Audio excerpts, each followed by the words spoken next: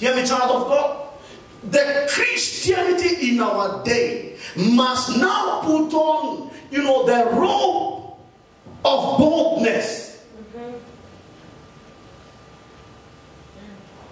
We are 90% Christians inside the church. But when we go out of the doors of the church, we convert to 10% Christians.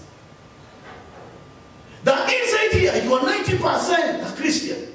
But outside that door, we revert to only being 10%. In other words, inside here we have 90% influence. Outside there, we have 10% influence. It's an error. It's an error. He tells them, go tell that fox. I'm preaching today, tomorrow, and the day after. And he says, I must keep doing it. I must keep doing it. Now look at the third thing. God is radical. Jesus is radical. Look at the third thing. The kingdom of God demands that we must be radical. The kingdom of our God demands that any person who calls themselves Christians, they must be radical. But we have been introduced to some babyish Christianity, where we are only Christians by name, but every other thing fights what Christianity stands for. Matthew chapter number 11, from verse number 11. Matthew chapter number 11, from verse number 11. Notice this. The Bible will tell us that I tell you the truth, among those born of women, there has not risen anyone greater than John the Baptist. Yet he who is least in the kingdom of heaven is greater than he. I know you know verse number 12. He says that from the days of John the Baptist until now, the kingdom of heaven has been forcefully advancing. Of the kingdom of God, the NKJV, suffereth violence. Now, there is a kind of a people that the Bible calls forceful men, radical men, violent men. Use the NKJV. Forceful is a bit light. Forceful, this is not bad. I love this. Violent is bad.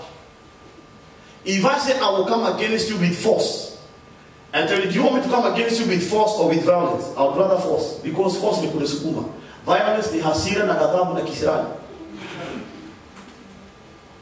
There is a kind of a people, whether we know it or we don't, whether we like it or not, in our generation right now, that are violent men. And these men, they will take the kingdom of God by force.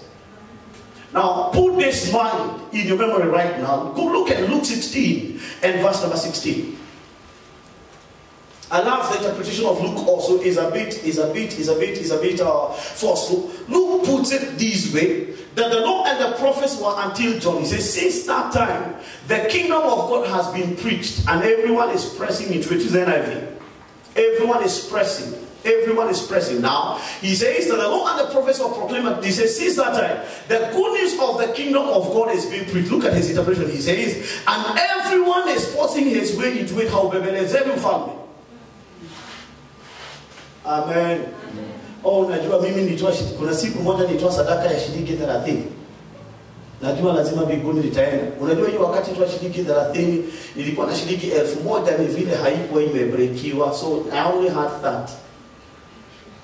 If you are a violent man, you would have given the 1,000 and went home with the 30. I know you don't like that, so let me preach what you like.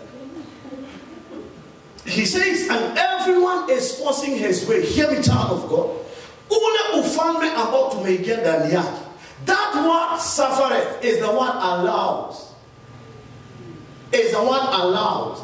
That is why, Paul will tell Timothy that do not allow anyone to despise your youth. Do not suffer anyone to despise your youth.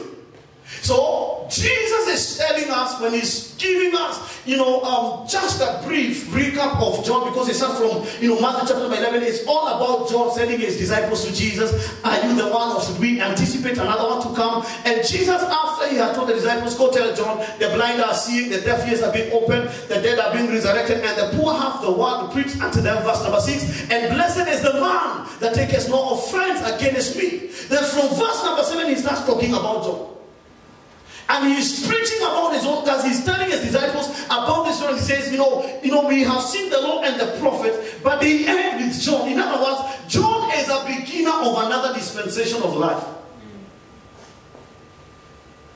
Because theologians will tell us that after we are close with the Old Testament, there is a 400-year gap of God's silence. God is not saying anything. There's no prophet who is rising. There's nothing that is being said. The next person they see after 400 years is a man called John.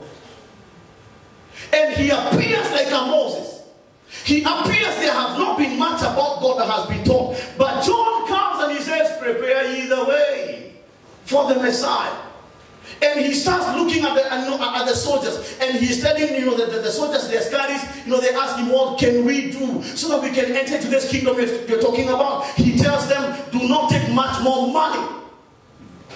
Corruption askari wa barabara ijaanza na wakenya ijaanza na wakati wale hana batizaji. He tells them, don't take more money than you're supposed to take. People are moving from the cities, and they were coming into the wilderness. Look at the same Matthew 11 verse number 15. Quickly, please. Let me say what I wanted to say.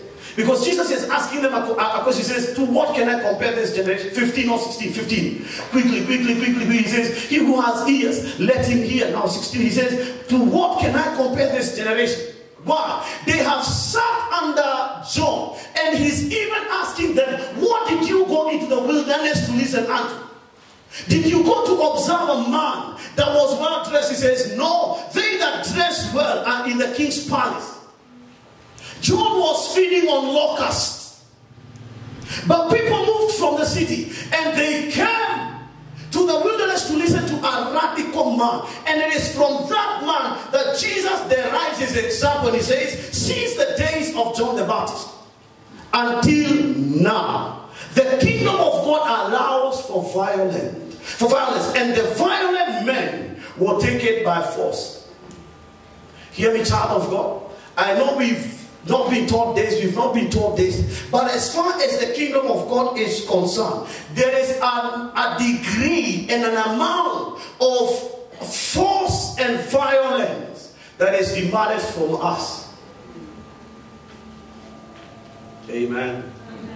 There is a degree of violence. There's a degree of push. There's a degree of force that is required from us, because our God is a radical God. His son Jesus is a radical Jesus. His kingdom also demands that we must be radical. Violent men